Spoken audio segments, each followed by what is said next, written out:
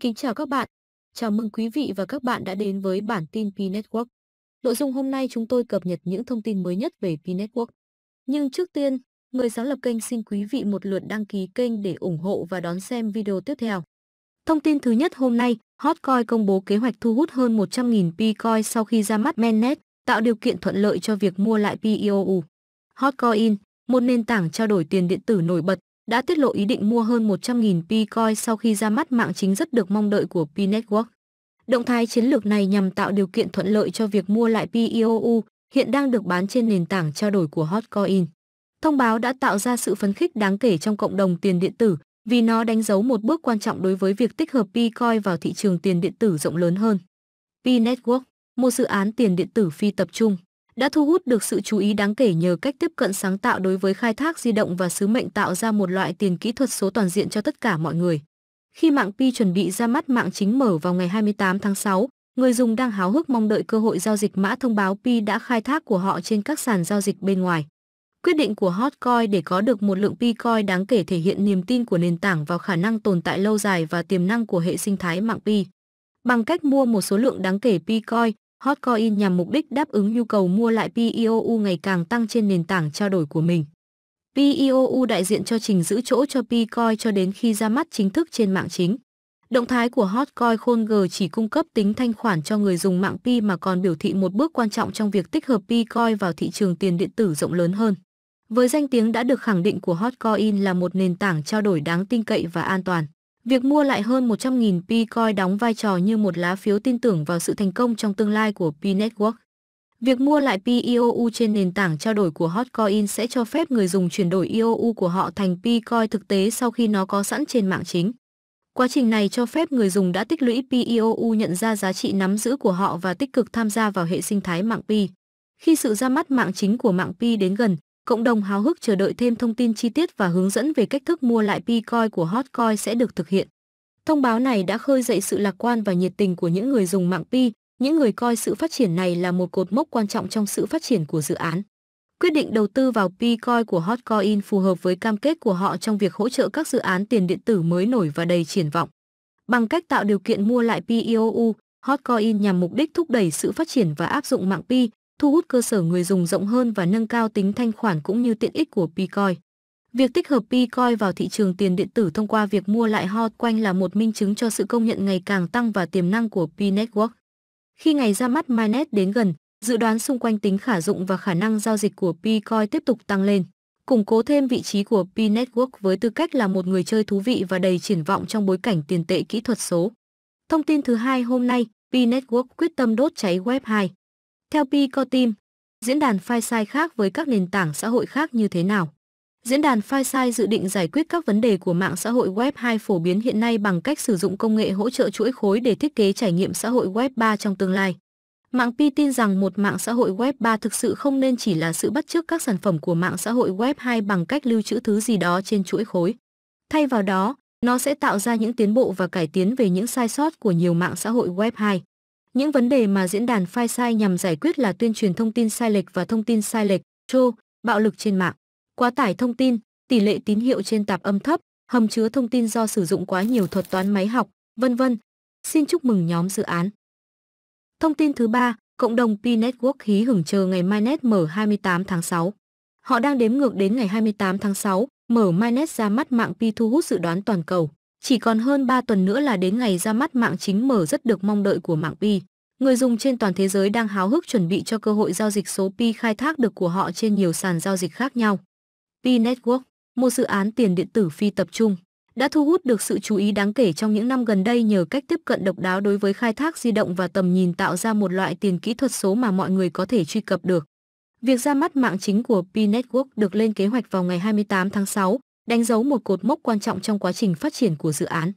Bản phát hành mạng chính mở sẽ cho phép người dùng giao dịch mã thông báo Pi tích lũy của họ với những người đam mê tiền điện tử khác, mở rộng phạm vi tiếp cận và tiện ích tiềm năng của tiền tệ. Cho đến thời điểm hiện tại, mạng Pi đã hoạt động trên một mạng thử nghiệm khép kín, nơi người dùng có thể khai thác Pi thông qua một ứng dụng dành cho thiết bị di động và tích lũy nó trong ví của họ. Khi quá trình đếm ngược đến thời điểm ra mắt mạng chính mở bắt đầu, người dùng mạng Pi trên toàn cầu đang háo hức dự đoán những cơ hội mới đang chờ đón họ. Với khả năng giao dịch Pi trên các sàn giao dịch bên ngoài, Người dùng sẽ có quyền truy cập vào thị trường rộng lớn hơn và khả năng chuyển đổi số Pi khai thác của họ thành các loại tiền điện tử đã được thiết lập khác hoặc thậm chí là tiền tệ fiat. Cách tiếp cận khai thác của mạng Pi đã khiến nó khác biệt với các loại tiền điện tử truyền thống. Thay vì dựa vào các thuật toán tính toán sử dụng nhiều tài nguyên, Pi Network sử dụng thuật toán đồng thuận có tên là Stellar Consensus Protocol SCP, cho phép khai thác được thực hiện trên thiết bị di động mà không làm cạn kiệt pin hoặc tiêu tốn quá nhiều tài nguyên. Cách tiếp cận độc đáo này đã thu hút một cơ sở người dùng lớn và gắn bó, với hàng triệu cá nhân tích cực tham gia vào quá trình khai thác của mạng Pi. Việc ra mắt mạng chính mở sắp tới hứa hẹn cho Pi Network và người dùng của nó, vì nó sẽ mang lại tính thanh khoản cao hơn và khả năng tiếp cận thị trường cho tiền điện tử. Với việc mã thông báo Pi đạt được giá trị trong thế giới thực và khả năng được giao dịch trên nhiều sàn giao dịch khác nhau, những người đam mê hy vọng sẽ chứng kiến sự gia tăng trong việc áp dụng và tiện ích, củng cố thêm vị trí của mạng Pi trong bối cảnh tiền điện tử. Nhóm của Pi Network đã làm việc chăm chỉ để ra mắt mạng chính mở, tập trung vào việc đảm bảo trải nghiệm người dùng liền mạch, các biện pháp bảo mật mạnh mẽ và khả năng tương thích với các sàn giao dịch bên ngoài. Khi ngày ra mắt đến gần, cộng đồng háo hức chờ đợi các bản cập nhật và hướng dẫn tiếp theo về cách chuyển đổi từ mạng thử nghiệm đã đóng sang mạng chính mở. Chỉ còn vài tuần nữa là đến ngày ra mắt mạng chính mở vào ngày 28 tháng 6, người dùng mạng Pi đang chuẩn bị đón nhận một chương mới trong hành trình của dự án. Dự đoán xung quanh khả năng giao dịch mã thông báo Pi được khai thác trên các sàn giao dịch khác nhau làm nổi bật. Sự quan tâm và niềm tin ngày càng tăng vào tầm nhìn của mạng Pi về một loại tiền điện tử toàn diện và dễ tiếp cận hơn. Thông tin thứ ba hôm nay, hội nghị Tencent lớn của Trung Quốc cùng nhau hỗ trợ GCV và tiến tới Open Mainnet sẽ được tổ chức vào ngày 11 tháng 6. Giờ Bắc Kinh 8 giờ tối. Đây sẽ là một hội nghị tuyệt vời có thể tiếp cận trực tiếp hàng triệu người tiên phong ở Trung Quốc. Chúng tôi có ước mơ của mình và chúng tôi sẽ không bao giờ bỏ cuộc. Dù có bao nhiêu trở ngại chúng ta sẽ có quyết tâm và sự kiên trì để hoàn thành nó. Chúng tôi, những người tiên phong có niềm đam mê và tình yêu với mạng Pi. Vì vậy, chúng tôi sẽ không bao giờ để nó rơi xuống. Bởi vì tên của chúng tôi là người tiên phong. Thiết lập mục tiêu GCV của chúng tôi và làm việc chăm chỉ. Chúng tôi là mục tiêu và định hướng giải quyết. Vì vậy, chúng tôi không bao giờ phàn nàn. Hãy mở rộng trái tim và bao dung những ý kiến khác nhau nhưng hãy giữ vững niềm tin. Cũng trên một tweet của mình thì Doris Jean phát biểu: Cảm ơn cô Gray Ogel một bài báo tuyệt vời khác về GCV. Cô nói, Pi Network, coi Pi, loại tiền điện tử được xây dựng trên chuỗi khối Pi Network sáng tạo, đã đặt mục tiêu đạt được giá trị đồng thuận toàn cầu GCV đáng chú ý là 314.159 đô la Mỹ chỉ trong vòng một tháng kể từ khi niêm yết trên một sàn giao dịch tiền điện tử nổi tiếng CEX. Mục tiêu đầy tham vọng này đã thu hút sự chú ý của những người đam mê tiền điện tử và các nhà đầu tư trên toàn thế giới, những người háo hức chờ đợi những tác động tiềm năng của một thành tựu như vậy. GCV là cộng đồng của chúng tôi tiên phong nhất hỗ trợ giá khởi điểm hàng đổi hàng trong hệ sinh thái. Vì vậy, trên thực tế, khi giá này được cố định trong thời gian đóng mạng chính mở sẽ là mức giá này. Và giá thị trường trao đổi sẽ phản ánh GCV này theo quan điểm của tôi.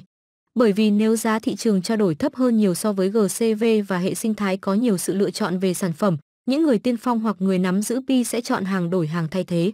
Cộng đồng GCV của chúng tôi tin tưởng rằng GCV là mức giá an toàn nhất cho sự phát triển lâu dài của mạng Pi.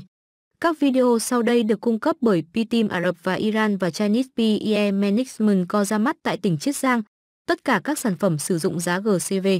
Thông tin cuối cùng hôm nay, các nhà lập pháp Đảng Cộng hòa tiết lộ dự luật tiền điện tử mới với những lợi ích tiềm năng cho cộng đồng mạng Pi ở Hoa Kỳ. Các nhà lập pháp Đảng Cộng hòa tại Hoa Kỳ đã thực hiện một bước chuyển đáng kể trong lĩnh vực tài sản kỹ thuật số bằng cách công bố một dự thảo luật mang tính đột phá. Luật được đề xuất này có tiềm năng cách mạng hóa bối cảnh tài sản kỹ thuật số và có thể có tác động tích cực đến cộng đồng mạng Pi trong nước.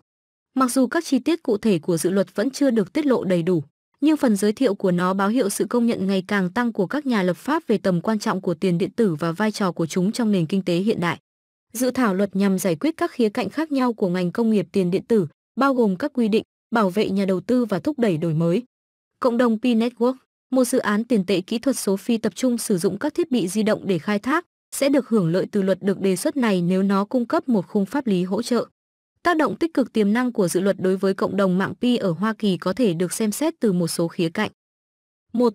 Tính rõ ràng của quy định. Các nguyên tắc và quy định rõ ràng có thể mang lại sự rõ ràng hơn cho cộng đồng mạng Pi, đảm bảo tuân thủ và giảm thiểu sự không chắc chắn.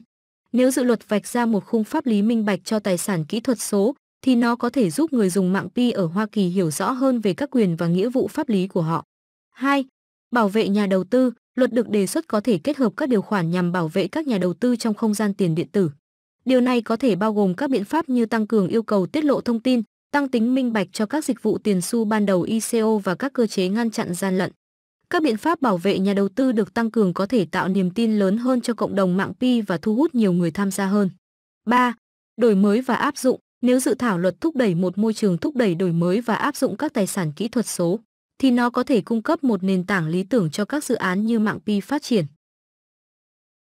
Các quy định hỗ trợ và ưu đãi cho các doanh nghiệp trong lĩnh vực tiền điện tử có thể khuyến khích nỗ lực kinh doanh, thúc đẩy tiến bộ công nghệ và có khả năng mở rộng cơ sở người dùng của mạng Pi tại Hoa Kỳ. Điều quan trọng cần lưu ý là dự luật đang trong giai đoạn phát triển ban đầu và có thể sẽ được sửa đổi và thảo luận trước khi trở thành luật. Phiên bản cuối cùng có thể khác với dự thảo ban đầu và tác động của nó đối với cộng đồng mạng Pi sẽ phụ thuộc vào các điều khoản cụ thể được nêu trong dự luật.